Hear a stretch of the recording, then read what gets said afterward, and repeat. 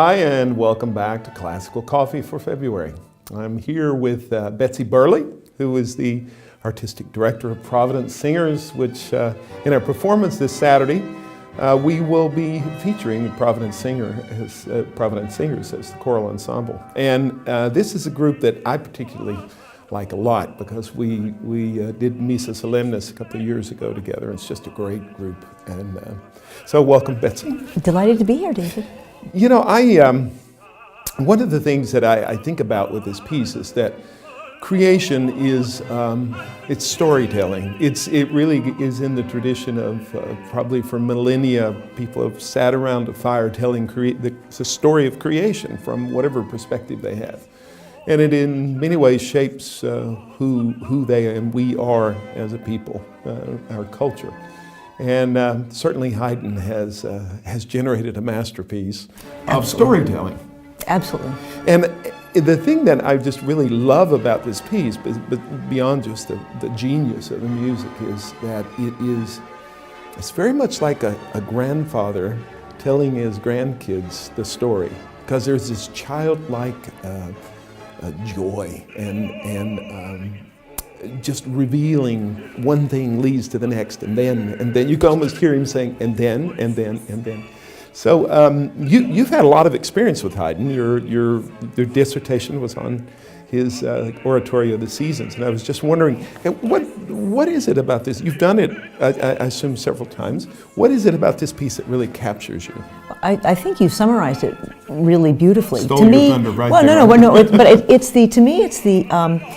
It's that his music is so full of life. Mm-hmm. So that childlike joy you were talking about, there's always energy in it. And when you think that he was, late in years when he wrote this, but it has this great energy, constantly inventive, constantly doing something new, constantly doing something unexpected, and always somehow being fun at the same time. Yeah, and there's such great elements of even humor in the story. The way he surprises us. I mean, that's in essence the essence of his music in some respects.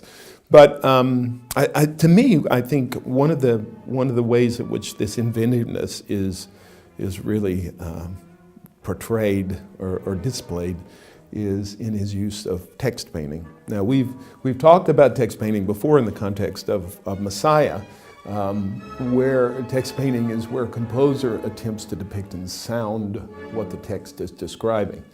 And there are some just amazing examples, even at the very opening, the depiction of chaos, the void, with this wandering, meandering, formless harmony, cadences that don't resolve. There's even that quote, early anticipation of the Tristan chord in Wagner.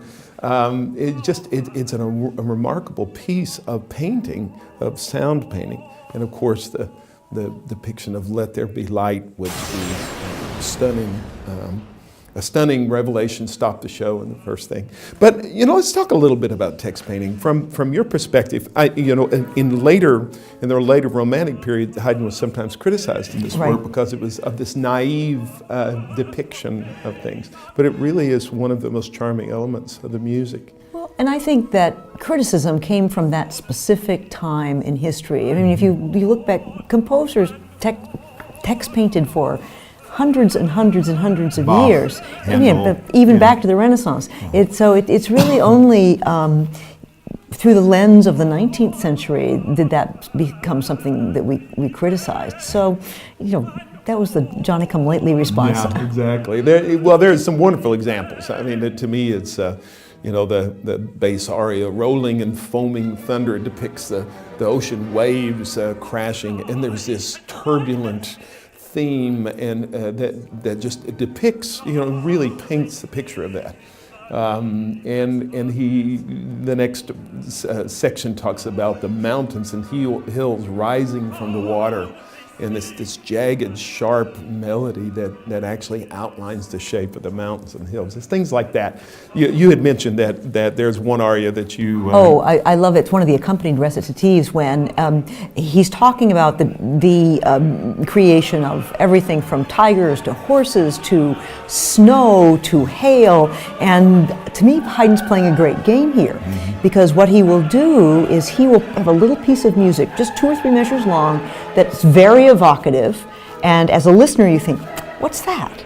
And then the bass soloist will sing, oh, the flexible tiger, and then he'll have another 3 or 4 measures of music that is totally different, of a totally different but very specific character. So it becomes a game. It's like, oh, I wonder what he's representing there. And so there's constantly this kind of, it will really draw the audience in if they realize that's the game. That's a great way of describing it, because I've always thought that for modern audiences in the day of movies, it's a little odd to be told after you hear something what it is, but that's a great way to describe it. It's like a musical charades. Great way. You do whatever it is, and then he tells you what it is. That's great. Well, we certainly will talk a little bit more in the next segment about the great choruses, because after all, this is her chorus that's singing, and personally for me, I think the choruses are the defining genius of Haydn, the mastery that he, where his contrapuntal skill and his dramatic skill rose to the peak. But we'll talk about that tomorrow. So we welcome you to come to the Zeiterion Theater on Saturday, February 9th for a performance at 8 p.m. of Haydn's great masterpiece, The Creation.